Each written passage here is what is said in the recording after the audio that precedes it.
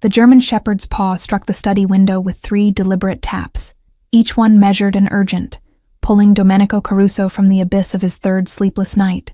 Through the glass, amber eyes locked onto his with an intelligence that defied animal instinct, communicating something primal that bypassed logic entirely. His 6-year-old son, Paolo, had vanished 72 hours ago from the fortified estate, disappearing between the moment his nanny checked on him and the 10 minutes it took for her to return with warm milk. No ransom demands had arrived, no bodies discovered, nothing but silence that devoured Domenico from the inside out. The morning sun barely penetrated the dense canopy of pines surrounding his property, casting his study in shadows that felt accusatory. Maps covered every surface of the mahogany desk, circles drawn around neighborhoods, forests, waterways, anywhere a small boy might wander or be taken. His men had searched until their voices went hoarse, calling Paolo's name, but the forest swallowed sound like it swallowed hope. Local authorities maintained polite distance from Domenico's tragedy, unwilling to investigate too closely into the affairs of a man whose business dealings existed in perpetual twilight. Domenico had inherited his father's empire at 24, 4 years before meeting the woman who would become Paolo's mother. She had been light itself, somehow seeing past the blood on his hands to something redeemable buried deep within. They'd had 6 perfect years before cancer claimed her, leaving Domenico with a son whose eyes held her gentle spirit and a grief that calcified into something harder than any criminal conviction. Paolo was his redemption made flesh, the single thread connecting him to humanity, and now that thread had been severed. The dog tapped again, more insistently, its muscular frame silhouetted against dawn's pale emergence. Something in those eyes reminded Domenico of his late wife's gaze when she'd been keeping secrets, the kind meant to protect, rather than deceive. He'd never seen this animal before, yet it watched him with recognition, as though it had been searching specifically for him. The shepherd's coat gleamed dark sable in the weak light, impeccably maintained despite appearing from nowhere. Domenico crossed to the window, his hand trembling as it reached for the latch. Sleep deprivation made reality feel negotiable, but the desperation clawing through his chest demanded he follow any lead, no matter how impossible. The moment he opened the window, cold forest air rushed in, carrying the scent of cedar and damp earth. The shepherd backed away 3 precise steps, maintaining eye contact, its posture communicating expectation rather than threat. "You know something," Domenico whispered, his voice fractured from disuse and screaming his son's name into an indifferent wilderness. The dog tilted its head, then turned deliberately toward the tree line where morning mist clung to ancient trunks like ghostly sentinels. Every instinct forged through years of navigating criminal underworlds told Domenico this was either divine intervention or elaborate trap. Yet what choice existed when your child's absence carved holes through your lungs with each breath? He grabbed his jacket without bothering to inform his security team, men trained to kill but helpless against a disappearance that left no trail to follow.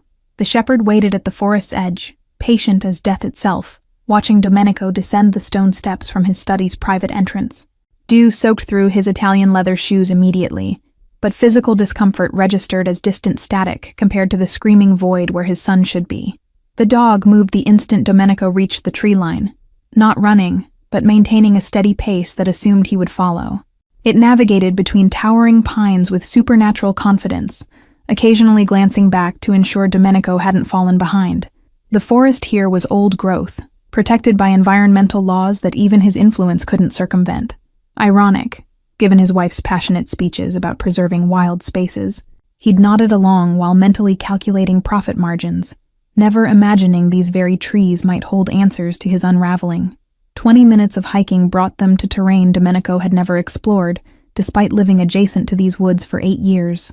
The shepherd moved through brambles and over fallen logs with liquid grace, while Domenico crashed behind like a city-dwelling fool chasing phantoms. His lungs burned from cigarettes and stress, but adrenaline provided fuel that rational thought couldn't. Somewhere overhead, ravens called warnings that went unheeded by both man and beast. The shepherd paused beside a creek swollen with spring runoff, turning to fix Domenico with another of those unnervingly intelligent stares. It seemed to be gauging whether he possessed sufficient determination to continue, whether he deserved whatever revelation waited deeper in these woods. Domenico met the animal's gaze without flinching, pouring every ounce of paternal desperation into that silent exchange. After a moment that stretched into eternity, the dog dipped its head once, almost a nod, and continued across stepping stones Domenico hadn't noticed. The forest grew darker as they climbed, the canopy so dense that morning might as well have been dusk.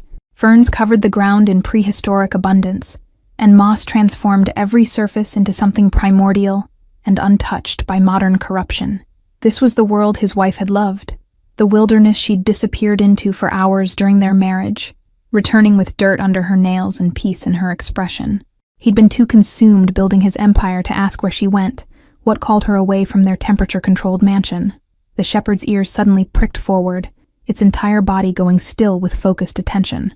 Domenico froze behind it, hand instinctively moving toward the pistol holstered beneath his jacket.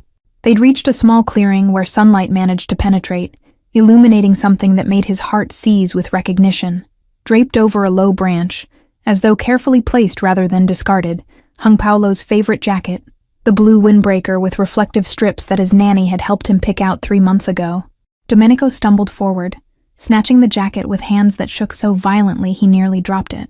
The fabric still held warmth, suggesting it had been worn recently, that Paolo had been here, alive and moving. He pressed the material to his face, inhaling his son's scent mixed with wood smoke and something else. Herbs, maybe, or wild plants he couldn't identify. The shepherd watched this display of raw emotion without judgment, sitting patiently as Domenico's knees threatened to buckle. Beyond the clearing, partially hidden by overgrown vines and decades of neglect, stood a stone cabin that seemed to have emerged from the forest floor itself.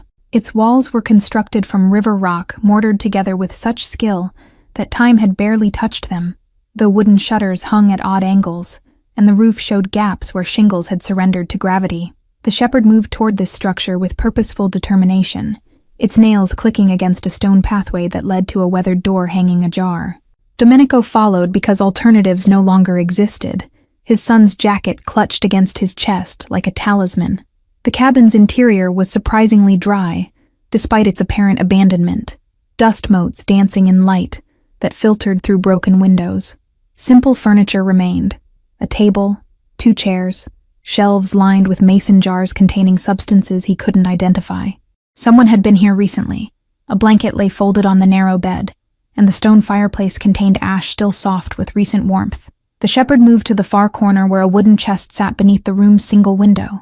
It scratched at the chest once, twice, then looked at Domenico with unmistakable instruction. His hands trembled worse than before as he crossed the room, every horror his imagination could conjure playing through his mind. The chest wasn't locked, the hinges protesting but yielding when he lifted the heavy lid. Inside, wrapped in oilcloth to protect against moisture, he found a stack of photographs that stopped his breath entirely.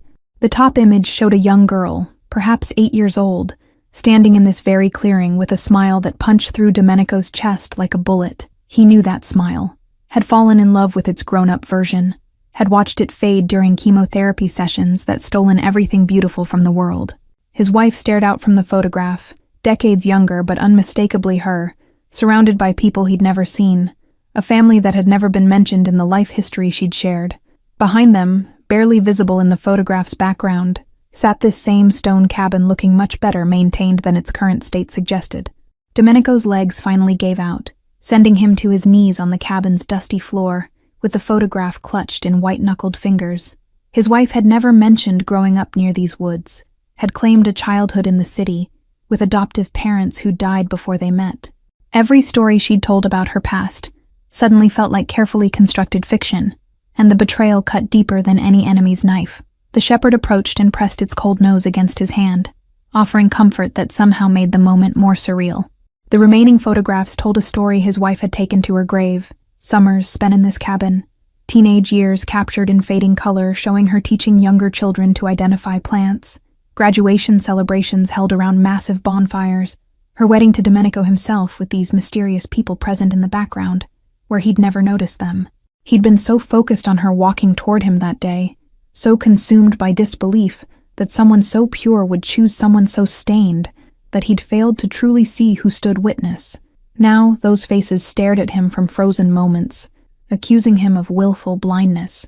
The German shepherd suddenly moved to the door, releasing a low whine that communicated urgency without aggression. Domenico forced himself to stand, tucking several photographs into his jacket pocket alongside Paolo's windbreaker. Dawn had fully broken during his time in the cabin, forest sounds increasing as the world woke to another day his son remained missing. The dog's body language had shifted from patient guide to active hunter, every muscle coiled with purpose that demanded immediate action. They descended from the cabin into a ravine Domenico hadn't noticed during their ascent, the shepherd navigating steep terrain with confidence that suggested intimate familiarity. Water trickled somewhere nearby, the sound growing louder as they pushed through dense undergrowth that showed no signs of trails or human passage. His expensive clothes snagged on thorns and brambles, collecting mud and tree sap, transforming him from crime lord into desperate father with each ruined garment. The contrast between his manicured estate and this raw wilderness felt like crossing into another dimension entirely.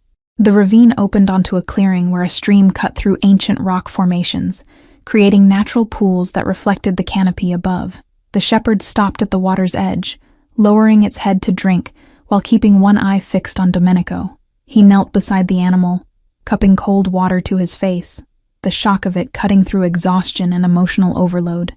His reflection wavered in the disturbed surface, eyes hollowed by grief, stubble darkening his jaw, the polished veneer of control completely shattered. Movement in his peripheral vision brought Domenico's hand to his weapon, before conscious thought registered the action. A woman stood among the trees on the opposite bank, so still that she might have been carved from the forest itself. She watched him with eyes that held the same unsettling intelligence as the shepherd's gaze, her clothing practical and earth-toned, blending seamlessly with the surroundings. Long, dark hair hung in a braid over one shoulder, and her feet were bare despite the cold ground, suggesting either insanity or adaptation beyond his understanding. The shepherd barked once, sharp and commanding, then began crossing the stream using rocks as stepping stones. The woman didn't flee or react with fear, merely continued watching Domenico with an expression he couldn't decipher. When the dog reached her side, it pressed against her leg in obvious affection, and she placed one hand on its head without breaking eye contact with Domenico. That gesture of familiarity confirmed what he'd begun suspecting. This animal hadn't found him by accident. "Who are you?" Domenico's voice emerged rough and threatening, despite his intention to sound calm. The woman's lips parted as though to answer, then closed again, her brow furrowing with what looked like frustration. She raised one hand to her throat, shaking her head slowly, and understanding crashed over him like ice water. She couldn't speak, whether from injury or birth he couldn't determine, but her silence was absolute.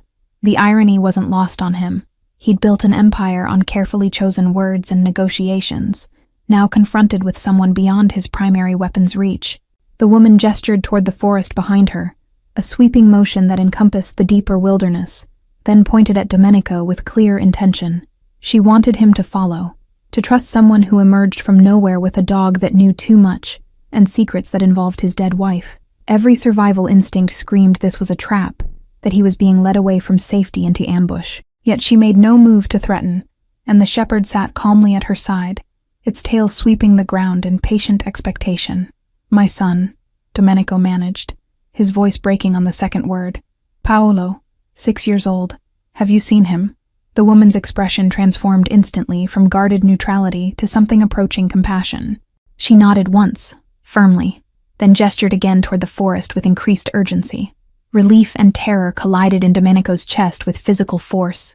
She knew where Paolo was, which meant his son was alive, but also deeper in this wilderness than any search party had penetrated. The woman moved before Domenico could formulate further questions, not running, but maintaining a pace that required him to push his exhausted body into stumbling pursuit. The shepherd flanked her like a trained guardian, occasionally dropping back to ensure Domenico kept up. They traveled through terrain that grew increasingly rugged, climbing over fallen trees and ducking beneath low-hanging branches. His lungs screamed protests, muscles burning from exertion and lack of sleep, but giving up meant abandoning his only lead to finding Paolo. 30 minutes of relentless hiking brought them to a section of forest so dense with undergrowth that penetration seemed impossible. The woman paused, glancing back at Domenico with something like apology, then dropped to her knees and disappeared into what appeared to be solid brambles. The shepherd followed without hesitation, and Domenico had no choice but to do the same, thorns tearing at his jacket and exposed skin as he crawled through a tunnel barely wide enough for his shoulders.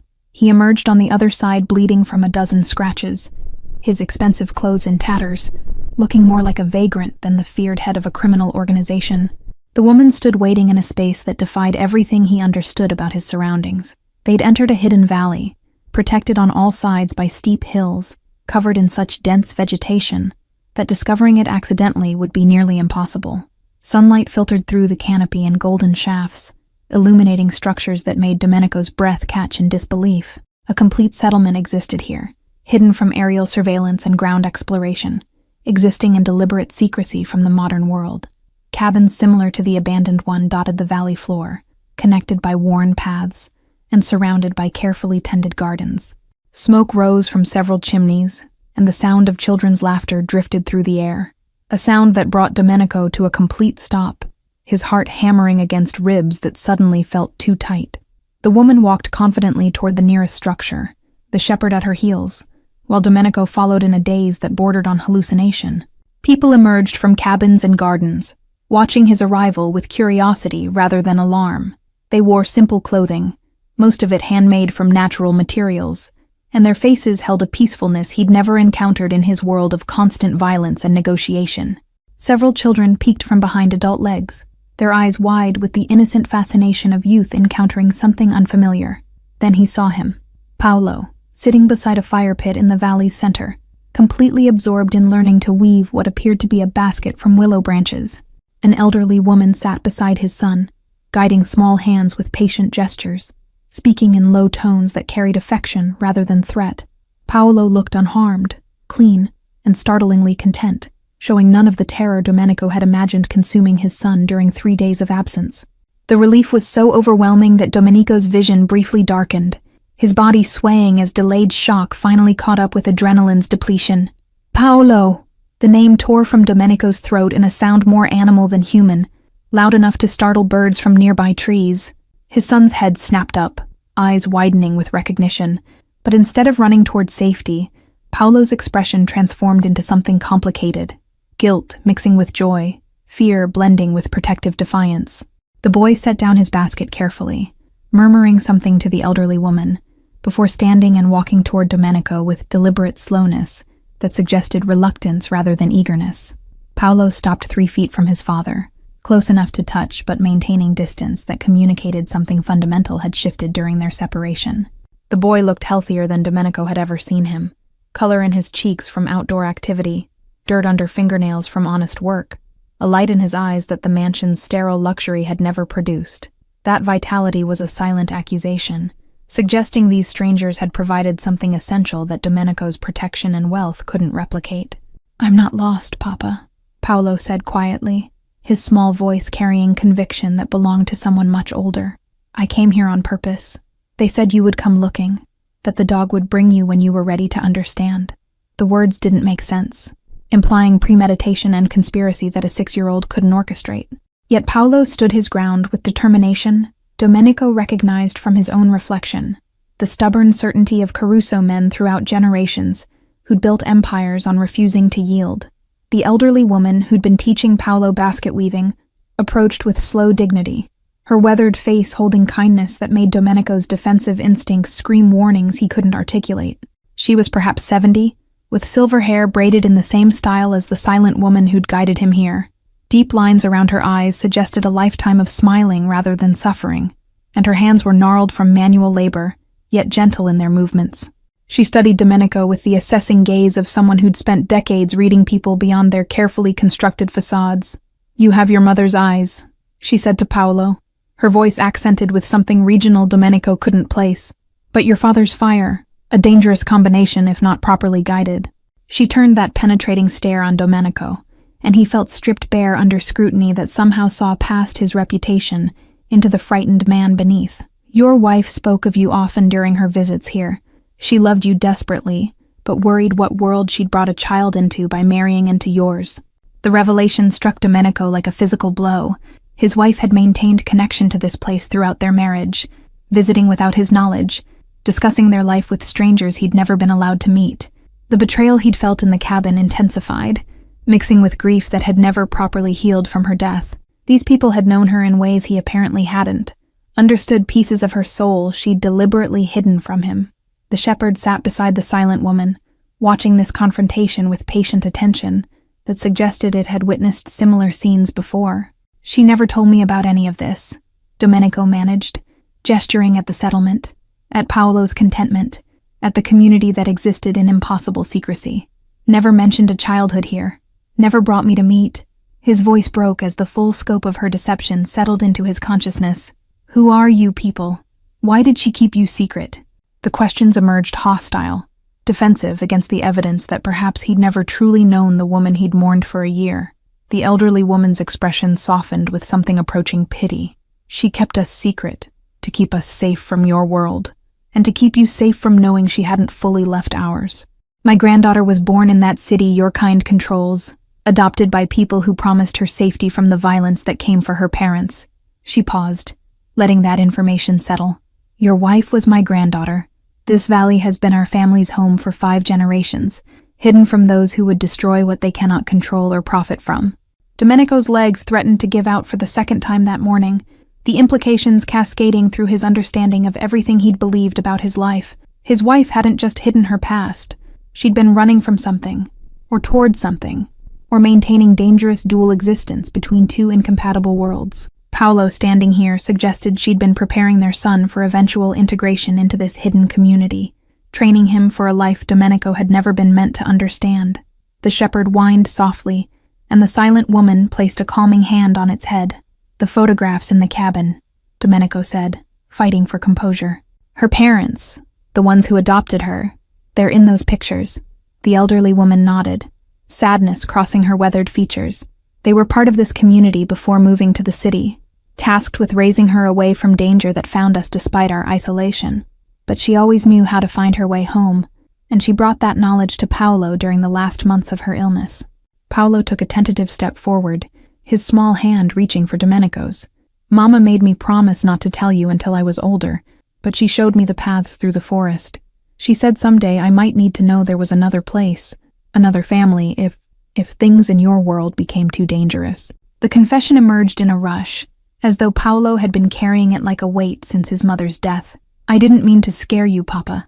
I just needed to see if it was real, if they were still here like she promised.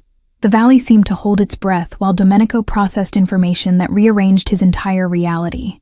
His wife had been preparing an escape route for their son, insurance against the violence that had always been potential, rather than guaranteed in Paolo's existence. She'd loved Domenico enough to marry him, to bear his child, but not enough to trust that world wouldn't eventually consume everything she held precious. That lack of faith cut deeper than any enemy's betrayal ever could. Your wife asked us to watch over Paolo if something happened to her, the elderly woman continued, her tone gentle but unyielding. The dog was hers, trained to protect your son and guide him here if necessary. She didn't expect cancer, didn't plan to leave so soon, but she made provisions because she understood the life you lead always carries consequences. She gestured toward the settlement, toward people who'd begun returning to their activities, while maintaining careful awareness of the drama unfolding. We've kept this valley hidden for over 50 years, protecting land and wildlife from developers and those who would exploit it. Your wife spent her last year ensuring those protections would continue after her death. Domenico finally found his voice, though it emerged hollow with exhaustion and emotional overload. She was dying and spent her time protecting trees instead of... He couldn't finish that sentence, couldn't articulate the hurt that she'd chosen secrecy and preparation over shared grief. The elderly woman's expression hardened slightly, the first real sternness she'd shown. She was protecting her son's future, building him a sanctuary if your choices made his life with you impossible. Surely you understand the need for contingency plans in your line of work. The practical assessment struck home because it was absolutely correct. Domenico had backup plans for every scenario, safe houses and hidden accounts and arrangements with people who could spirit Paolo away if enemies ever got close enough. His wife had simply done the same thing using resources and connections he'd never known existed. The parallel was perfect, which somehow made it worse. The silent woman who'd guided him here stepped forward, pulling a small leather journal from her pocket and offering it to Domenico with both hands. He took it automatically, recognizing his wife's handwriting on the cover, Paolo's name written in the careful script she'd used for things that mattered. The pages inside contained instructions, locations, contacts within this hidden community, detailed maps of forest trails, and dozens of pressed flowers with notes about their uses. The final entry was dated 2 days before her death, her handwriting shakier but still legible. If Domenico ever finds his way here, please help him understand I did this from love, not distrust. Teach him what I couldn't, that there are sanctuaries beyond walls and guards, that Paolo deserves to know both his worlds. The shepherd suddenly stood, ears pricked toward the valley's entrance where the bramble tunnel provided access. Its body went rigid with alert tension that had everyone in the settlement turning to look. The elderly woman's expression shifted from gentle wisdom to sharp concern. "Someone followed you," she said simply, and Domenico's blood turned to ice as male voices echoed from beyond the hidden entrance. His own security team, tracking him through the forest, about to discover a secret his wife had died protecting. Domenico's hand moved to his weapon by pure instinct, but the elderly woman caught his wrist with surprising strength, her weathered fingers pressed against his pulse point with deliberate pressure, communicating urgency without words. The settlement erupted into choreographed chaos. Children disappeared into cabins. Adults moved with practiced efficiency toward what appeared to be predetermined positions, and the shepherd positioned itself between Paolo and the tunnel entrance, with hackles raised. "Your men cannot find this place," the elderly woman whispered fiercely, her grip tightening. 50 years of secrecy ends if you let them penetrate our defenses. Your wife trusted you would understand this boundary." The accusation in her tone struck deep. She was testing whether he valued his need for control over honoring his wife's final wishes. Paolo watched with wide eyes that held more awareness than any 6-year-old should possess, measuring his father against invisible standards. The voices grew closer, Marco's distinctive baritone cutting through forest sounds as he called Domenico's name. They'd tracked him through the woods using methods Domenico himself had taught them, following broken branches and disturbed undergrowth with the persistence of trained hunters. The silent woman who'd guided him here moved swiftly to the tunnel entrance, pulling aside what appeared to be solid brambles to reveal carefully woven branches that could be repositioned to disguise the opening completely. Her movements held the fluid grace of someone who'd performed this concealment countless times. "Tell them you're searching alone, that you need solitude," the elderly woman commanded, releasing Domenico's wrist. "Send them back to the estate. Prove you can choose your son's safety over your need for armed protection." The challenge was explicit. Demonstrate that he trusted these strangers more than his own men, that he could operate without the violent infrastructure he'd spent years building. Paolo's expression wavered between hope and doubt, waiting to see which version of his father would emerge. Domenico moved toward the tunnel before conscious thought could override instinct, crawling back through thorns that tore at already damaged clothing. He emerged on the other side as Marco and 3 other security personnel crashed through the undergrowth, weapons drawn and faces tight with concern. They'd been searching for over 4 hours, imagining their employer ambushed or worse. Their relief at finding him alive quickly transformed to confusion at his disheveled appearance and the fierce intensity radiating from his posture. "Boss, thank God," Marco breathed, holstering his weapon. "When you disappeared without word, we thought—" He stopped, reading something in Domenico's expression that made him straighten defensively. "What happened? Where's the kid? Did you find anything?" The questions came rapid fire, demonstrating the loyalty that made Marco his most trusted lieutenant. Yet that loyalty now felt like chains threatening to drag his wife's secrets into daylight they were never meant to see. "I need you to return to the estate," Domenico said, forcing his voice into the authoritative tone that had commanded respect for years. "I'm following a lead that requires I continue alone. Private matter, related to my wife's past. You understand." The lie tasted bitter, but truth would bring consequences he couldn't yet calculate. Marco's eyes narrowed with suspicion, born from years reading deception in others, recognizing the signs even in his employer. "With respect, boss, you look like you've been through a war," Marco countered, gesturing at torn clothing and bleeding scratches. "Whatever you're following could be trap. Let us secure the area first, establish perimeter, then—" His tactical suggestions were perfectly reasonable, exactly what Domenico would have ordered in any other situation. But this wasn't about logic or security protocols. It was about honoring a dead woman's trust and protecting a secret that predated his involvement. "That's an order, not a request," Domenico cut him off, allowing cold authority to ice his tone. "Take the men back. Tell the household staff I'll return when I've found what I'm looking for. No one follows me. No one searches these woods. Clear?" The finality in his voice left no room for negotiation, though Marco's jaw tightened with barely suppressed frustration. The other men shifted uncomfortably, caught between duty to protect and obligation to obey.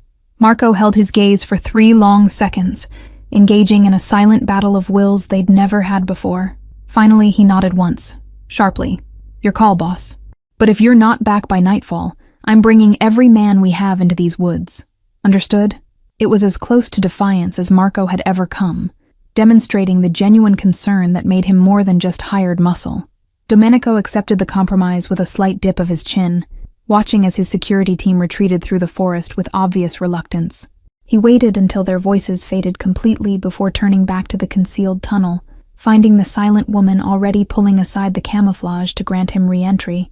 Her eyes held approval mixed with something else, curiosity perhaps, about a man from her grandmother's stories who'd just chosen secrecy over his established power structure.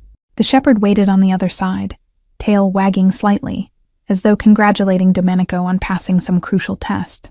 The settlement had returned to apparent normalcy by the time he emerged into the hidden valley, though Domenico noticed adults positioned strategically where they could respond to threats while maintaining facades of mundane activity. The elderly woman stood beside Paolo, one weathered hand resting on his shoulder in a gesture of protection that suggested she'd claim the boy as her own if Domenico proved unworthy. That quiet defiance would have enraged him days ago. Now it only highlighted how little control he actually possessed. You chose well, the elderly woman acknowledged, her stern expression softening marginally. Your wife believed you capable of growth beyond violence. Today you offered evidence supporting that faith. She released Paolo, who immediately ran to Domenico with the uncomplicated affection of childhood, temporarily overriding complicated circumstances. Domenico caught his son, holding him with desperate intensity, while trying not to crush small ribs against his chest. I was so scared, he whispered into Paolo's hair, breathing in the scent of wood smoke and pine that replaced his son's usual expensive shampoo. 3 days thinking I'd lost you like I lost your mother. Don't ever. His voice broke before he could finish the command, and Paolo's small arms tightened around his neck. The shepherd approached and sat beside them, its presence somehow comforting, despite the animal's role in orchestrating this entire revelation. The silent woman touched his shoulder gently, drawing Domenico's attention to her concerned expression. She gestured toward one of the larger cabins, then mimicked drinking from a cup and eating, practical concerns he'd ignored during adrenaline's reign. His body suddenly registered exhaustion, hunger, the dozen ways he'd punished himself during 72 hours of sleepless searching. Paolo pulled back, looking at his father with worry that mirrored the adult faces surrounding them. You should rest, Papa, Paolo said softly. They have food, real food from the gardens, and Iris makes tea that Mama used to love. The casual mention of his wife, the revelation that Paolo had been here before and knew these people by name, drove home how much of their lives had existed outside his awareness. The silent woman, Iris, apparently, nodded encouragingly, gesturing again toward the cabin with patient insistence. Domenico allowed himself to be guided toward shelter, legs trembling with delayed shock and physical depletion. The cabin's interior was simple, but immaculately maintained, with hand-hewn furniture and windows that allowed forest light to fill the space with gentle warmth. Herbs hung drying from ceiling beams, filling the air with scents that triggered unexpected memories of his wife's skin after her mysterious disappearing acts into these woods. Iris moved efficiently around a wood stove, preparing food with the confident movements of someone completely comfortable in their environment. The tea Iris placed before him steamed with fragrance Domenico recognized from his wife's morning ritual. The blend she'd always claimed was imported from specialty shops, but clearly came from this hidden valley. He wrapped both hands around the ceramic mug, feeling warmth seep into fingers that had been numb since discovering Paolo's empty bed 3 mornings ago. The first sip triggered sense memory so powerful that grief crashed over him fresh. She'd been drinking this valley's essence every morning of their marriage, maintaining connection to roots she'd never admitted existed. Paolo sat beside him on the rough-hewn bench, small body pressed against his side with the clingy affection that only emerged when his son felt genuinely vulnerable. The boy picked at homemade bread slathered with butter that tasted like it had come directly from a churn, his eyes tracking Iris as she moved silently around the cabin. There was familiarity in that observation, suggesting Paolo had spent significant time here learning rhythms and patterns Domenico had never suspected. Iris can't talk, Paolo explained unnecessarily, his voice quiet with respect rather than pity.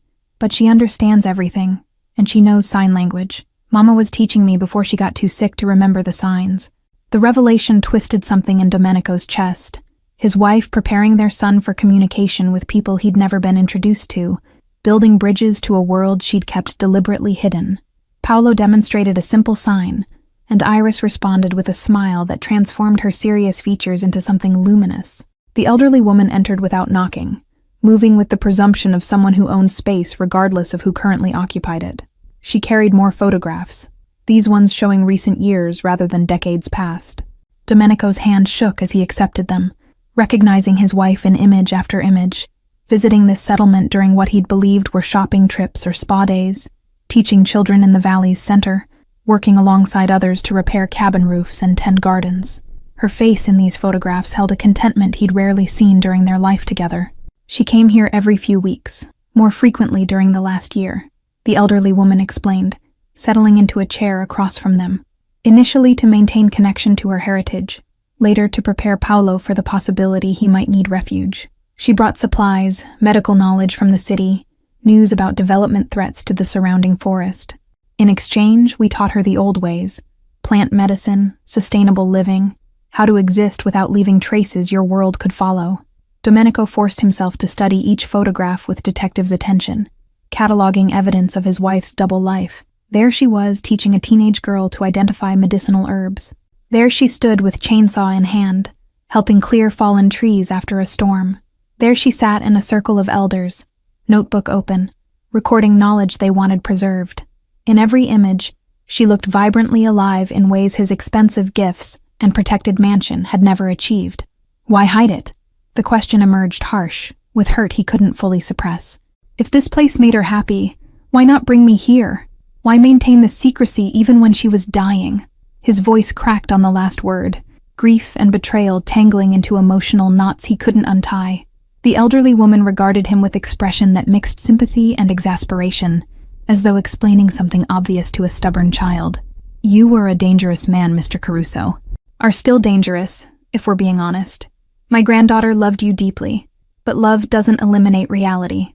Every person you've threatened, every deal you've enforced with violence, every enemy you've made in building your empire, all of that creates ripples that touch everything you care about. She couldn't risk leading your world to ours. The assessment was delivered without judgment, simple recitation of facts that Domenico couldn't refute without lying to himself. Iris approached with a basket of fresh vegetables, setting them on the table before signing something elaborate to the elderly woman. Paolo watched the exchange with partial understanding, catching enough meaning to translate for his father. She says the afternoon work groups are starting. Garden team needs extra hands preparing beds for spring planting. She's asking if we want to help.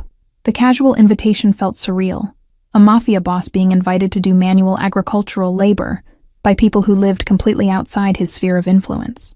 The elderly woman stood with the creaking joints of advanced age, but her eyes remained sharp with assessing intelligence. You can stay here recovering, or you can learn something about the world your son will need to navigate. Your wife believed he should understand both sides of his heritage, your world's power and this valley's sustainability. The choice has always been yours to make, though you weren't aware you were making it. She headed toward the door, pausing to look back with expectation clear in her posture. Domenico looked at Paolo, finding his son's face bright with hope that maybe, just maybe, his father would choose participation over observation. The boy had spent 3 days here, fully engaged with community life, probably happier than Domenico had seen him since before his mother's death. That simple fact was more devastating than any enemy's betrayal. He'd provided everything money could buy except the thing Paolo actually needed. The shepherd appeared in the doorway as though summoned, its presence somehow tipping the scales toward a decision that terrified every self-protective instinct Domenico possessed. "All right," he heard himself say, standing on legs that protested the movement. "Show me these gardens. Show me what made her choose thorns and dirt over Italian marble." The words emerged bitter but sincere, and Paolo's resulting smile was worth every scratch he'd suffered crawling through brambles. Iris signed something that made the elderly woman chuckle darkly, though neither offered translation. The shepherd led the way back into afternoon sunlight that seemed brighter than it had any right to be. The gardens occupied the valley's southern exposure, terraced into hillside with engineering sophistication that spoke of generations perfecting the technique. Raised beds built from riverstone contained soil so dark and rich it looked almost black, ready to receive seeds that would feed the community through another year. Men and women worked together with easy coordination, some turning earth with hand tools, while others spread compost with the efficiency of long practice. Children carried water from a nearby stream, their laughter mixing with adult conversation to create atmosphere of productive contentment. People paused in their work as Domenico approached, curiosity replacing the cautious distance they'd maintained during his arrival. He realized suddenly that they knew who he was, not just Paolo's father, but the criminal whose reputation preceded him into any room he entered. Yet no fear showed in their faces, only the same assessing quality he'd seen in the elderly woman's eyes. They were measuring him against his wife's descriptions, determining whether he deserved the trust she'd apparently requested they extend. Iris handed him a shovel with expression that suggested she expected him to have no idea how to use it. The assumption rankled despite being partially accurate. Domenico had spent 20 years building an empire with threats and negotiations, not physical labor. But his grandfather had been a farmer before immigrating, and some genetic memory insisted he could figure out the basics. He drove the blade into soil with more force than necessary, feeling his back immediately protest the unfamiliar motion. Paolo giggled at his awkward technique, earning a mock glare that made his son laugh harder. The work was simultaneously monotonous and meditative, each shovelful of earth turned requiring focus that left no room for the thoughts that usually consumed him. Sweat soaked through his shirt within 20 minutes, muscles burning from exertion his gym workouts had never prepared him for. Iris worked beside him with fluid efficiency, her silence somehow more companionable than conversation would have been. She corrected his grip with gentle touches, demonstrated proper posture to save his back, communicated entire lessons through gesture and patient example. 2 hours passed like minutes and eternities simultaneously, the sun tracking across the sky, while Domenico discovered capabilities he'd never known existed beneath his expensive suits. His hands blistered despite gloves someone had thoughtfully provided, and dirt worked its way under his fingernails in ways his manicurist would despair over. But something loosened in his chest with each turned shovel, some tension he'd carried so long he'd forgotten it wasn't natural.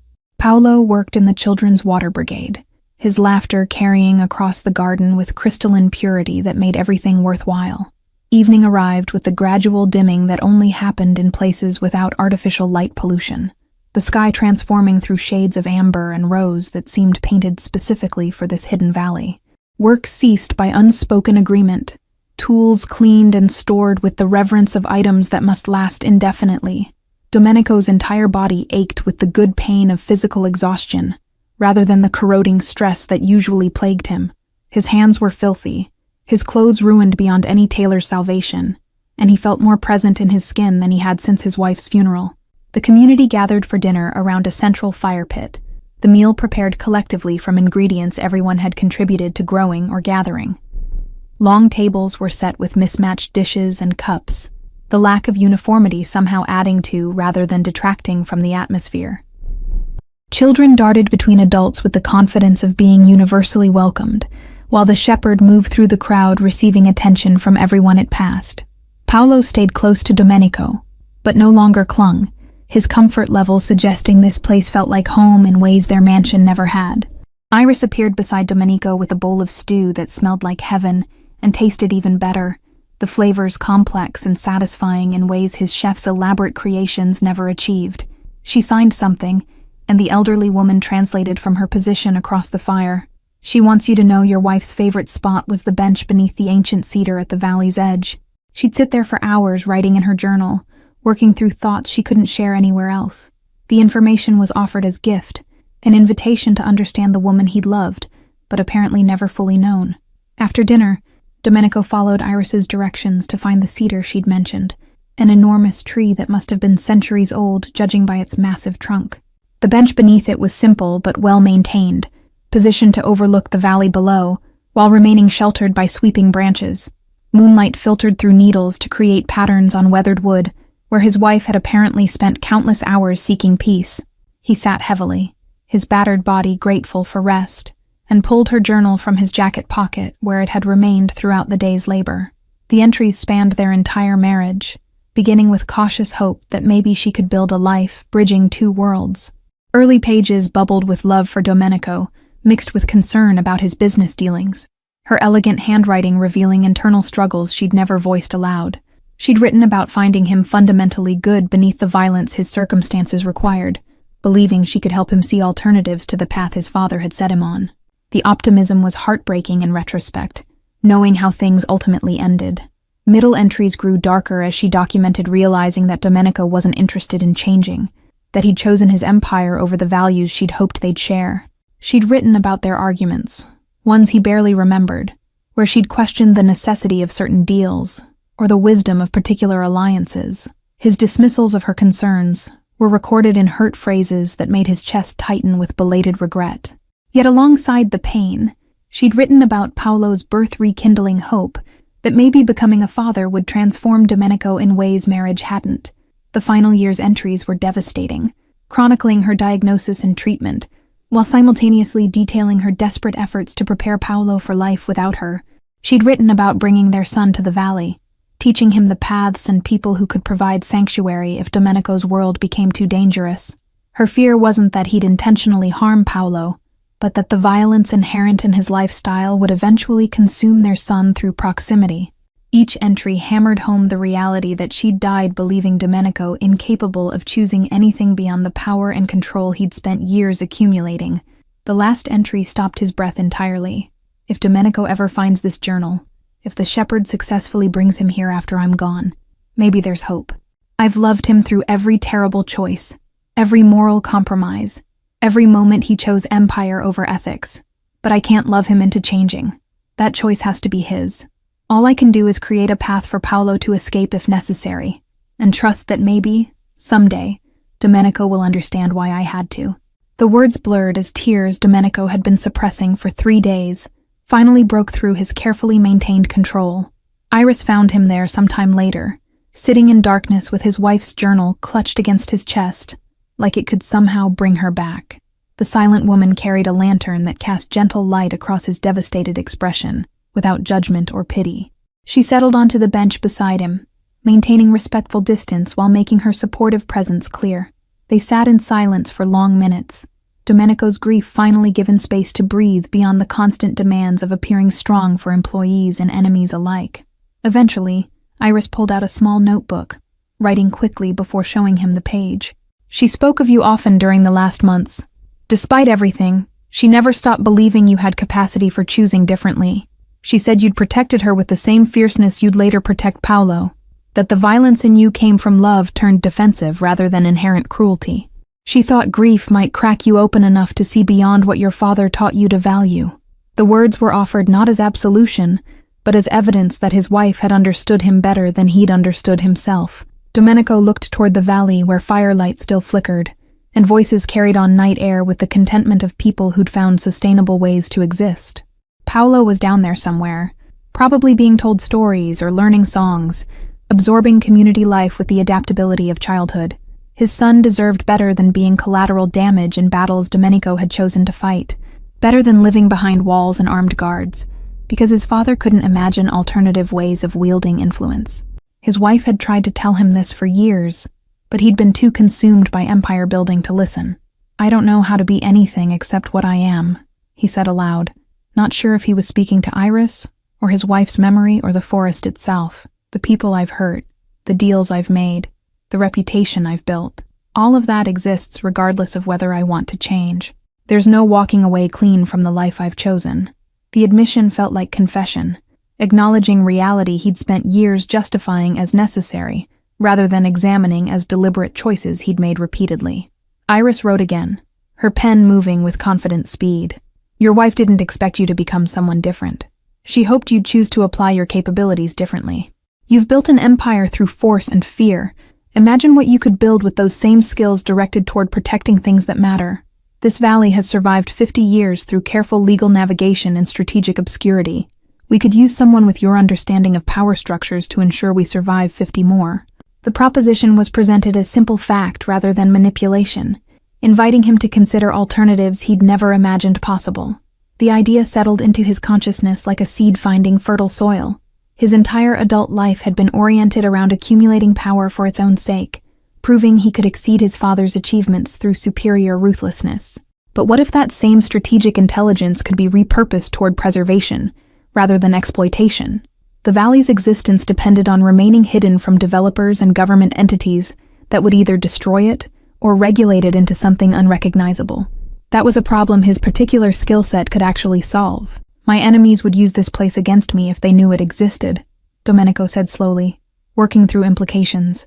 Any known vulnerability becomes a target. Me being here, Paolo being here, creates risk for everyone. The objection was practical rather than dismissive, his mind already cataloging potential threats and necessary precautions. Iris nodded acknowledgement, but wrote something that suggested she'd anticipated this concern and had thoughts about how to address it. Your wife spent a year establishing legal protections, trusts and conservation easements that make this land untouchable regardless of who owns the surrounding property. She used her own name, not yours, specifically to avoid connecting it to your reputation. What we need now is someone who understands how enemies think, who can anticipate threats and neutralize them before they materialize, someone whose own survival depends on this valley's secrecy remaining intact. Iris handed him the notebook, letting him absorb her words at his own pace. Domenico read the paragraph 3 times, feeling the logic settle around him like carefully woven net. His wife had been preparing for this possibility, creating legal infrastructure that could protect her sanctuary even after her death. But legal documents only worked when no one had reason to examine them closely or challenge them aggressively.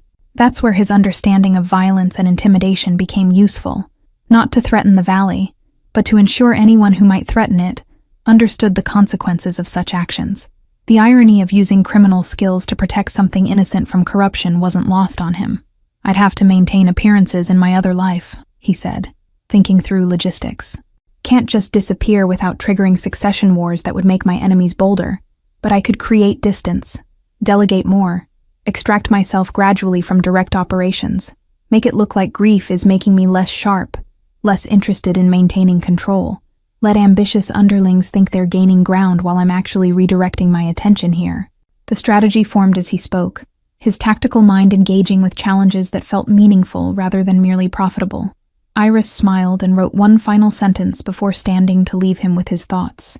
Your wife always said you were brilliant at solving problems when you cared about the solution, rather than just winning. Welcome to problems that actually matter. She left the lantern and retreated toward the cabins, her footsteps silent on the forest floor. The shepherd appeared from somewhere in the darkness, settling at Domenico's feet with the patient presence that suggested it would wait as long as necessary for him to finish processing the evening's revelations. Dawn arrived with mist clinging to the valley floor like tangible secrets, transforming the settlement into something from fairy tales rather than modern reality. Domenico had spent the night in one of the guest cabins, sleeping more deeply than he had since his wife's death, despite the unfamiliar sounds of forest life surrounding him. He woke to find Paolo already dressed and eager to show his father the morning routines that governed community life here. The breakfast preparation was communal, everyone contributing something to tables that filled with fresh bread, preserves made from last summer's berries, eggs collected from chickens scratching in a nearby coop. Domenico found himself assigned to coffee duty, grinding beans by hand in a manual grinder that required actual physical effort. The resulting brew was stronger and more flavorful than anything his expensive espresso machine produced, the simple act of creation adding satisfaction that push-button convenience never achieved. Iris appeared with the shepherd at her side, both looking refreshed and purposeful in morning light that made the valley seem almost luminous. She handed Domenico a thermos of the coffee he'd helped prepare, along with a knowing smile that suggested she understood how foreign all of this felt to someone accustomed to servants and separation from food's origins. Paolo chattered excitedly about the day's planned activities, helping repair a cabin roof damaged during winter storms, learning to identify early spring plants emerging from still cold ground. The elderly woman materialized from her cabin wrapped in a shawl against morning chill, her eyes finding Domenico with the penetrating assessment that seemed to be her default expression. She gestured for him to follow, leading him away from the breakfast gathering toward the valley's northern edge, where the terrain grew rockier and less cultivated. They climbed in silence until reaching an outcropping that provided panoramic views of the entire hidden settlement below and the vast forest stretching beyond in all directions. Your wife stood here on her final visit, the elderly woman said without preamble. She was too weak to make the climb easily, but she insisted, said she needed to see it all one last time, to hold it in her memory for whatever came next. Her voice carried the weight of grief that hadn't fully processed, losing a granddaughter decades too soon. She made me promise that if you ever found your way here, I would show you this exact view and tell you something specific. Domenico's throat tightened, bracing himself for whatever message his wife had left for a future she wouldn't live to see. The old woman continued, her gaze fixed on the valley below rather than his face. She said to tell you that loving you was the bravest thing she'd ever done, but that you made it worth every moment of fear, that she forgave you for choosing power over peace, because she understood you were trying to protect what you loved the only way you'd been taught, but that Paolo deserved better than inheriting your limitations. The words landed like physical blows, each one precisely aimed at the places Domenico had spent years armoring against exactly this kind of emotional vulnerability. His wife's forgiveness somehow hurt worse than condemnation would have, the grace of it highlighting how little he'd done to deserve such generosity of spirit. Paolo deserved better. That truth was inescapable, undeniable, and completely within Domenico's power to address if he could find courage his wife had believed existed beneath his carefully constructed defenses. What exactly did she expect me to do? The question emerged raw, stripped of the command and certainty he usually projected. Walk away from everything I've built. Pretend 20 years of decisions can be erased by suddenly developing a conscience? Even as he spoke, Domenico recognized the defensiveness for what it was, fear masquerading as practical objection, terror of unknown possibilities dressed up as reasonable skepticism. The elderly woman turned to face him fully, her weathered features holding something almost like compassion. She expected you to do exactly what you're doing right now, questioning whether the path you've walked is the only one available to you. Your wife didn't believe in overnight transformations or dramatic conversions. She believed in gradual evolution, choices made differently one day at a time until they accumulated into genuine change. She hoped finding this place would plant seeds that might eventually grow into something sustaining. Before Domenico could formulate a response, shouting erupted from the valley below. Both he and the elderly woman turned to see unusual commotion near the settlement's center. People gathering in a way that suggested emergency rather than celebration. The shepherd's distant barking carried urgency that sent ice through Domenico's veins. Something was wrong, and every protective instinct he possessed screamed that it involved Paolo. He was running down the slope before conscious thought engaged, the elderly woman's calls for caution lost behind him as gravity and fear propelled him forward. He crashed through the gathering crowd to find Paolo standing frozen beside Iris, both of them staring at a man Domenico recognized with sickening immediacy. Rico Battaglia stood at the valley's entrance with 3 armed associates, their weapons drawn but not yet aimed at specific targets. Rico was a mid-level enforcer for the Gallo family, one of Domenico's primary rivals, and his presence here meant only one thing. Somehow, impossibly, someone had followed the trail to this hidden sanctuary. The expression on Rico's face mixed triumph with confusion, clearly not having expected to find what he'd stumbled upon. Well, Rico called out, his voice carrying across the suddenly silent valley. Domenico Caruso disappeared for 2 days, and here he is playing wilderness explorer with a bunch of tree huggers. The boys back home were worried you'd been taken out, but looks like you've just been slumming it. Although I gotta say, boss, this is quite the secret you've been keeping. His tone was conversational, but the threat was explicit. He'd found something Domenico desperately needed to remain hidden, and they both understood the leverage that knowledge represented. Domenico's hand moved toward his concealed weapon, before strategic thinking overrode reactive violence. Shooting Rico would only confirm there was something here worth protecting, and would bring more attention when he inevitably didn't report back. The shepherd positioned itself between the armed men and Paolo, hackles raised and teeth bared in warning that suggested it would tear throats out if they moved toward the boy. Iris stood beside his son with protective intensity that communicated she'd die before letting harm reach him, her silence somehow more threatening than any verbal challenge. Rico, Domenico said, forcing his voice into casual authority, despite the panic threatening to overwhelm tactical calculation. You've got 15 seconds to explain how you found me, and why you thought tracking me without permission was a good career move. The implicit threat hung in morning air. Rico had violated protocols by following a superior without orders, stepping outside established hierarchies in ways that could justify severe consequences. But they both knew the real question was what happened next, how this situation resolved, without destroying everything Domenico's wife had built to protect.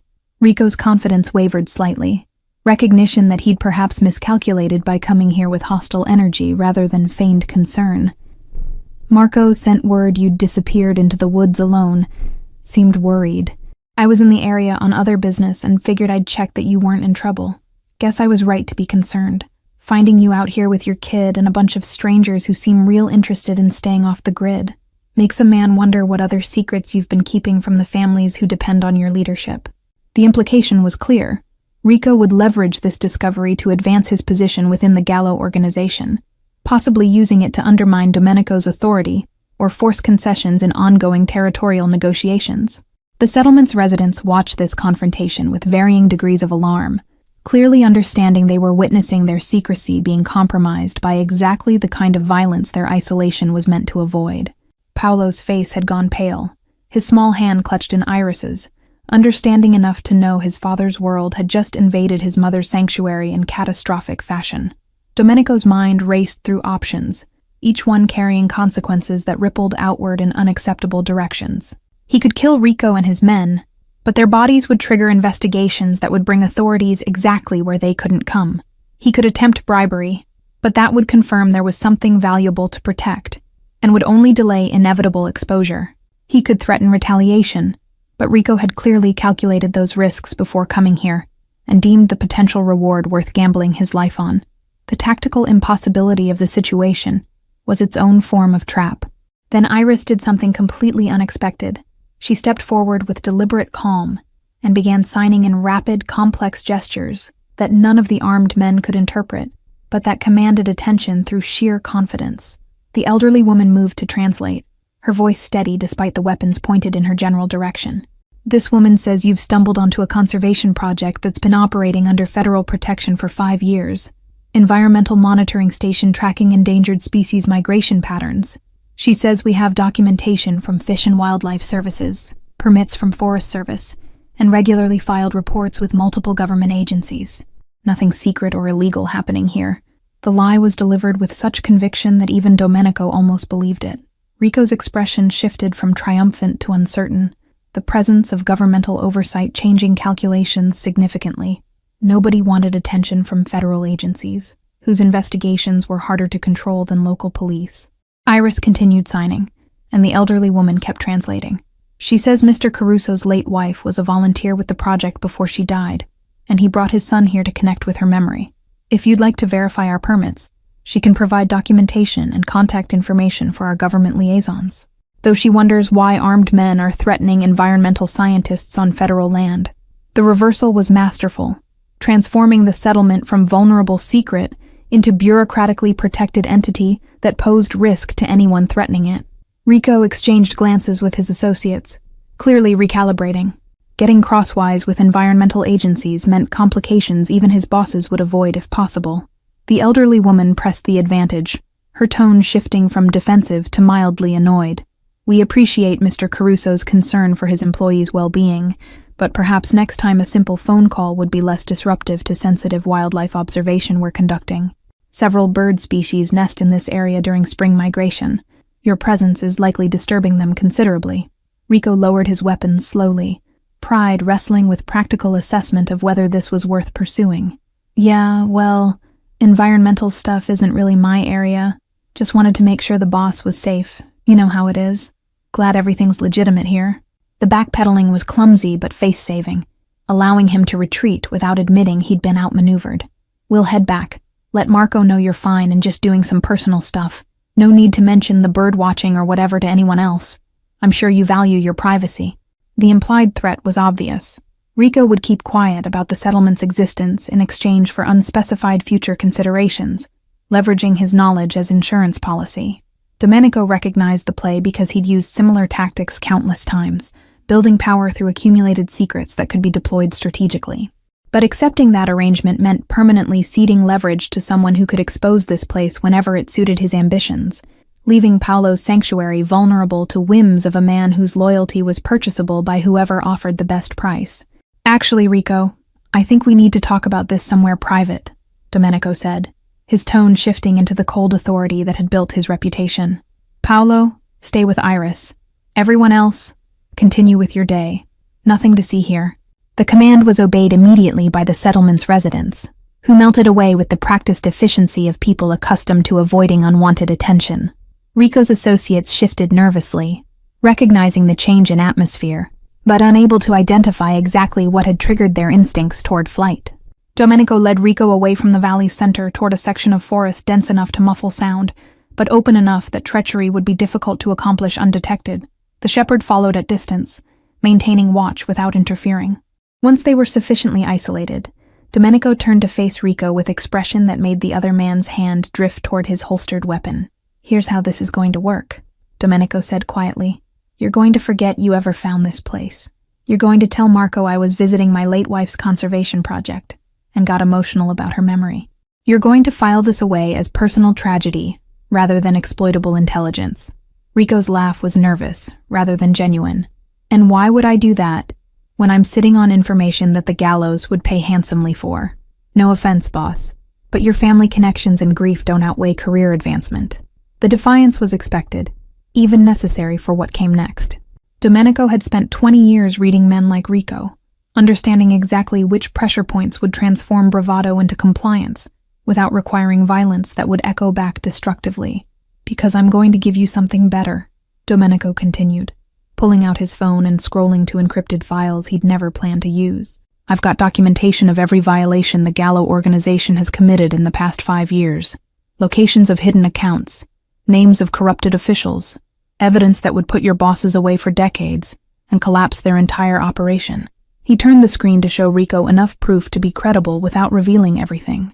"This information goes to federal prosecutors if word about this valley reaches anyone outside this forest. Your bosses go down, and everyone knows you're the reason." The color drained from Rico's face as implications crystallized. Betraying Domenico would mean destroying his own organization, making him a target for every surviving member seeking revenge. But staying quiet meant passing up leverage that could have advanced his position significantly. The calculation was brutal: certain destruction versus uncertain advancement. Domenico watched the internal struggle play across Rico's expression, with the detached interest of someone who'd forced similar choices on dozens of men over the years. "That's a lot of collateral damage just to protect some bird watchers," Rico said weakly. His earlier bravado completely evaporated. "Makes a man wonder what's really going on out here that you'd burn everything to keep it quiet." The implied question hung between them. What was valuable enough to justify mutually assured destruction as protection strategy? Domenico met his gaze without flinching, allowing genuine emotion to show through his usual mask of calculated control. "It's not about what's here," Domenico said quietly. "It's about honoring my wife's dying wish that our son have somewhere safe from the life I've built. This valley is Paolo's inheritance from his mother, clean, protected, untouched by the corruption we swim in daily. You have children, Rico. You understand what it means to want something better for them than what we've become." The appeal to paternal instinct was calculated, but also sincere, drawing on the one emotional vulnerability most men in their world couldn't completely armor against. Rico's jaw tightened. Recognition that Domenico had identified and targeted his pressure point with surgical precision. He did have kids, 3 daughters he sent to private schools and protected from any knowledge of how he actually earned their tuition. The parallel was uncomfortable, highlighting hypocrisy of men who dealt violence while desperately trying to shield their children from its consequences. After a long moment, Rico nodded once, sharply. "All right, I was never here. This place doesn't exist, and your personal grief is your own business. But you owe me, Caruso. Someday I'm going to call that in, and you're going to answer." The compromise was acceptable. A future obligation was manageable compared to immediate exposure. Domenico extended his hand, sealing the agreement with physical gesture that carried weight in their world. "Fair enough. And Rico, if this valley's existence somehow becomes public knowledge, I'll know exactly where it originated. The consequences will be thorough, creative, and permanent. We clear?" The threat was delivered without heat, simple statement of fact that required no embellishment. Rico shook his hand with grip that communicated he understood perfectly, then retreated toward where his associates waited with visible relief. Domenico watched them disappear through the forest before allowing his legs to give out, sitting heavily on a fallen log as delayed reaction crashed through his system. His hands shook with adrenaline depletion, and his heart hammered against ribs that suddenly felt too tight. That confrontation had been diplomatic knife fight conducted with smiles and measured words, but no less dangerous than physical violence would have been. One miscalculation and everything would have unraveled. The settlement exposed, his son's sanctuary destroyed, his wife's final gift to Paolo obliterated by the very world she'd tried to protect him from. The shepherd approached and pushed its massive head under Domenico's hand, offering wordless comfort that somehow helped ground him back in the present moment. The animal's eyes held that uncanny intelligence, seeming to understand exactly what had just transpired, and offering approval for choices made. Domenico buried his fingers in thick fur, breathing deeply until his pulse returned to something approaching normal. His wife had trained this animal, had prepared it to guide and protect Paolo, had embedded her love into something that survived beyond death. The thought was both comforting and devastating. When Domenico finally returned to the valley's center, he found Iris waiting with expression that mixed concern and a different emotion he couldn't immediately identify. She signed something elaborate, her movements graceful and expressive in ways that transcended simple communication. The elderly woman appeared to translate, but Domenico found he was beginning to understand some of Iris's meaning directly. Fluency born from watching her hands shape words with such precision that language barriers became negotiable. She says you handled that with more wisdom than violence, which suggests your wife's faith in you wasn't misplaced, the elderly woman conveyed. She also says that protecting this place will require ongoing vigilance, that Rico will honor his word only as long as doing so serves his interests. She's offering to teach you the valley's defenses, trails that lead nowhere, sensor systems that detect intrusion, communication networks that don't rely on technology your enemies can track. Says your wife began learning these things before she died, and that knowledge should pass to someone equally committed to preservation. The offer was extended through translator but originated from Iris herself, whose dark eyes held intensity that communicated this wasn't casual invitation. She was proposing to share secrets the valley had protected for generations, to trust him with information that represented their ultimate security. The significance wasn't lost on Domenico. This was acceptance, recognition that he'd proven himself worthy of inclusion in the community his wife had been born into. More than that, Iris's expression held something personal, an acknowledgement of connection that had formed through shared purpose and unspoken understanding. Over the following days, Iris became his guide into aspects of valley life that visitors never saw. She showed him hidden observation posts where sentries monitored approaches without being detected. She explained the signal system that used specific bird calls to communicate warnings across distances. She taught him which plants could be used to obscure trails, and which created natural barriers that channeled potential intruders into observable corridors. Each lesson was conducted in near silence, their communication evolving into shorthand of gesture and expression that required fewer words than conversation with people he'd known for years. Evenings found them sitting by the fire after Paolo had been put to bed, Iris writing in her notebook, while Domenico studied maps and documentation his wife had compiled. Sometimes the elderly woman joined them, adding context to legal structures and historical decisions that had shaped the valley's current protections. But increasingly, she left them alone, her knowing glances suggesting she recognized something developing between them that didn't require, and might be hindered by, external interference. The shepherd sprawled between them like blessing, its presence somehow sanctioning whatever was growing in the spaces their words didn't fill. Domenico found himself watching Iris with attention that transcended strategic interest, noticing how firelight caught the elegant line of her throat when she tilted her head while writing. Her silence had stopped feeling like limitation, and started registering as form of communication more honest than the manipulative words he'd spent years perfecting. She spoke through the meals she prepared with care, through the patient way she corrected his mistakes learning valley protocols, through the soft expression that transformed her serious features when Paolo ran to show her some discovery or accomplishment. Her entire existence was testament to different ways of being powerful. One evening, while reviewing property boundaries on survey maps his wife had marked with potential threat assessments, Iris reached across the space between them and took his hand. The gesture was simple, initiated without fanfare or dramatic build-up, but it stopped Domenico's breath completely. Her palm was rough with calluses from physical work, warm against his skin, and the contact communicated something her voice couldn't have articulated. She wasn't offering romance in the traditional sense he understood it, wasn't proposing to replace his wife's memory. She was extending partnership, suggesting they could build something new while honoring what had been lost. Domenico turned his hand to properly grasp hers, his thumb brushing across her knuckles in acknowledgement that he understood what she was offering. They sat like that until the fire burned low, not speaking because words would have been inadequate, letting the physical connection communicate what language would only diminish. The shepherd lifted its head to observe this development, then settled back with contented sigh that sounded almost like approval. Somewhere in the darkness beyond the firelight, the forest carried on its nocturnal symphony, indifferent to human complications and connections forming beneath its canopy. The weeks that followed established new rhythms that surprised Domenico with how naturally they developed. He began splitting his time between the valley and his estate, maintaining appearances in his criminal organization while systematically extracting himself from its most violent operations. Marco noticed the changes with suspicion, but couldn't articulate exactly what was different. His boss was still present, still making decisions, but with detachment that suggested his attention had migrated elsewhere. Domenico encouraged this perception, allowing his second-in-command to assume greater responsibility while maintaining just enough oversight to prevent catastrophic miscalculations. In the valley, he became something he'd never imagined possible, useful without being in command.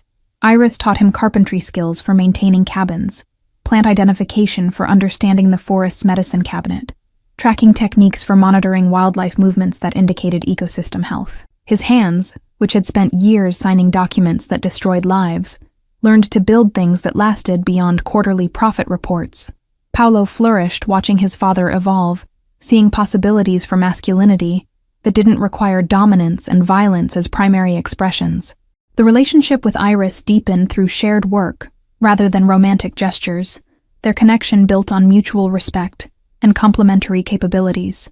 She understood loss in ways that made his grief over his wife feel less isolating, her own history containing tragedies she communicated through sad eyes rather than spoken narrative.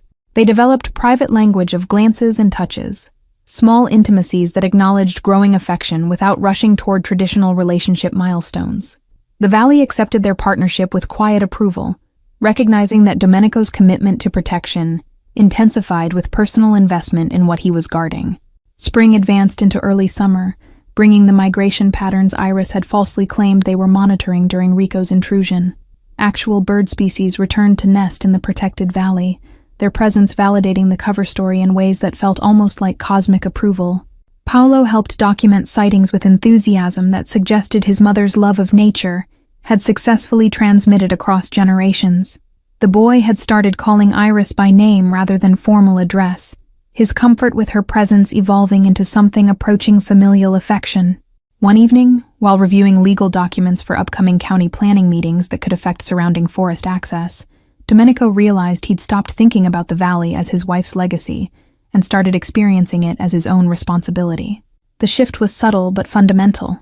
He wasn't protecting this place to honor her memory anymore, but because it represented values he'd independently chosen to embrace. The distinction mattered, transforming obligation into authentic commitment that would survive beyond guilt or grief's eventual diminishment. "My father is planning to move against the gallows," Marco reported during one of their weekly check-ins at the estate. "Thinks you've gone soft since your wife died, that you're vulnerable and distracted. He's building coalition with the Brennan family to make a play for your territories." The information was delivered with conflicted loyalty. Marco was Domenico's man, but also son to one of his father's oldest associates. The warning was both professional courtesy and plea for guidance about where ultimate allegiance should fall when family structures collided with chosen bonds. Domenico absorbed the intelligence without the rage such betrayal would have triggered months earlier. His father had trained him in the business, introduced him to the families, established connections that had built his empire. But that same father had also taught him that love was weakness, that vulnerability invited exploitation, that power existed as its own justification.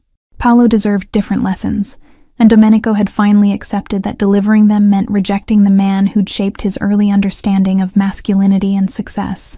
"Let him make his move," Domenico said quietly, surprising Marco with apparent passivity.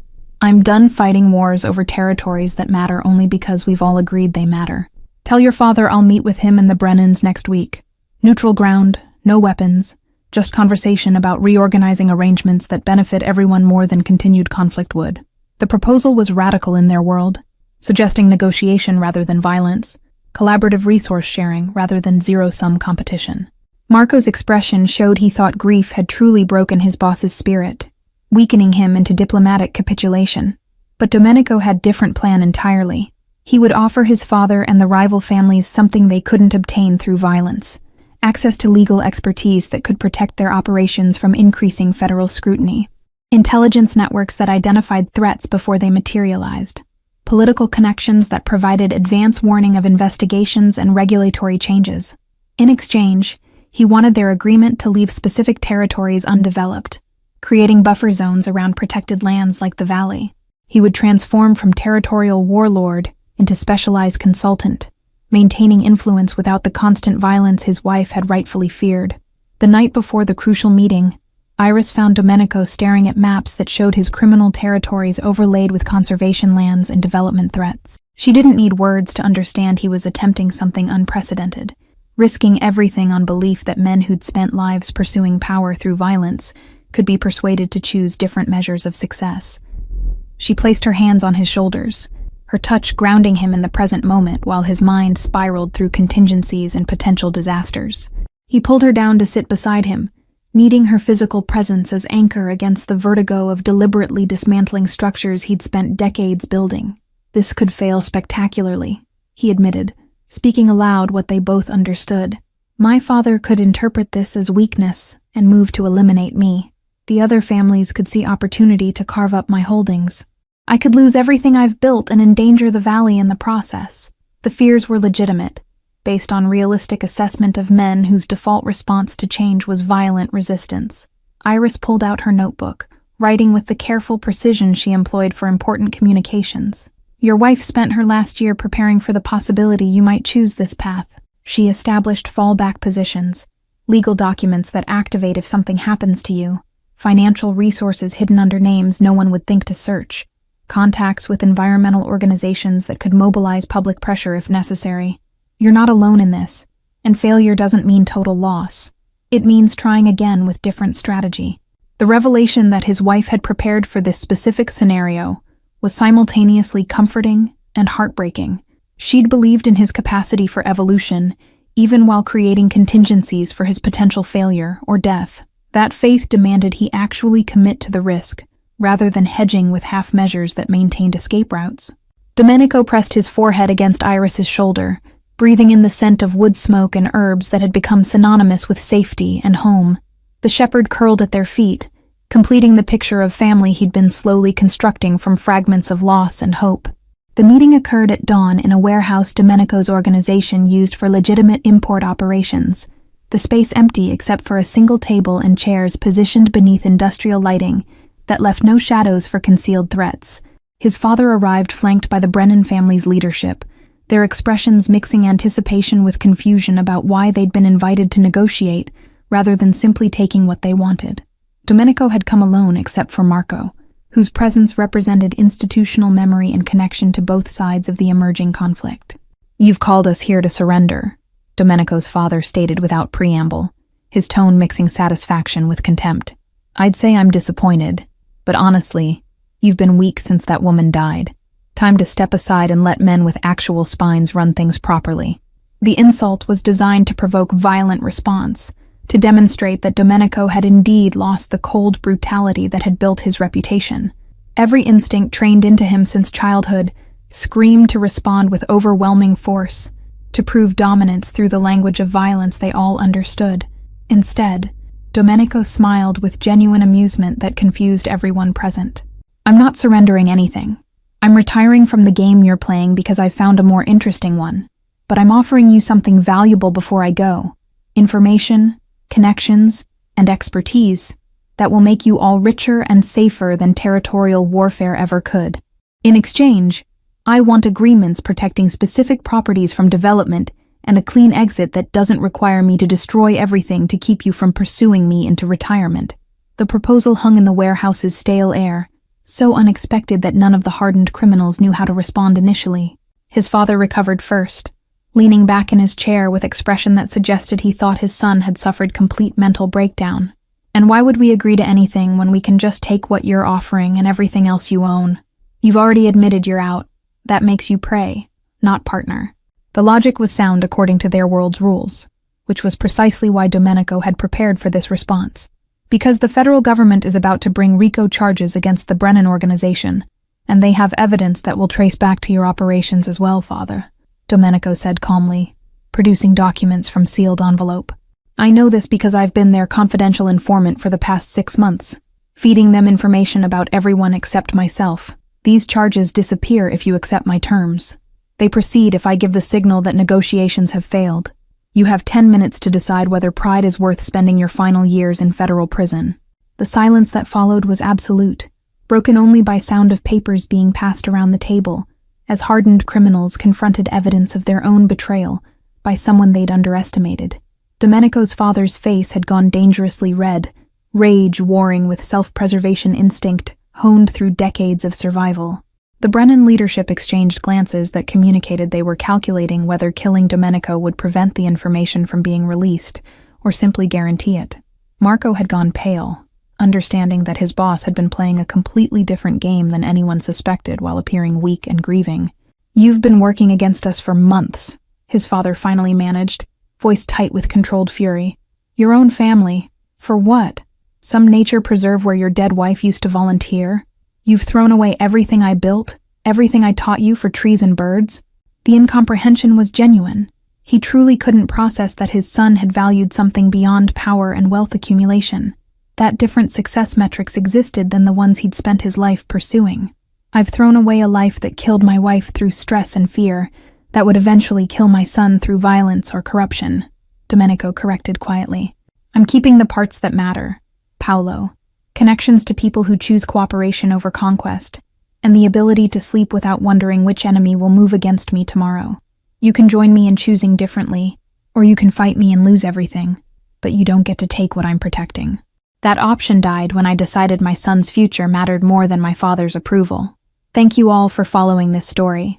If you've been moved by Domenico's journey from darkness into light, please write in the comments from which place you're watching this story unfold, and don't forget to like, subscribe, and share this video. Your support means everything, and helps me continue bringing these stories to life. Until next time, remember that it's never too late to choose differently.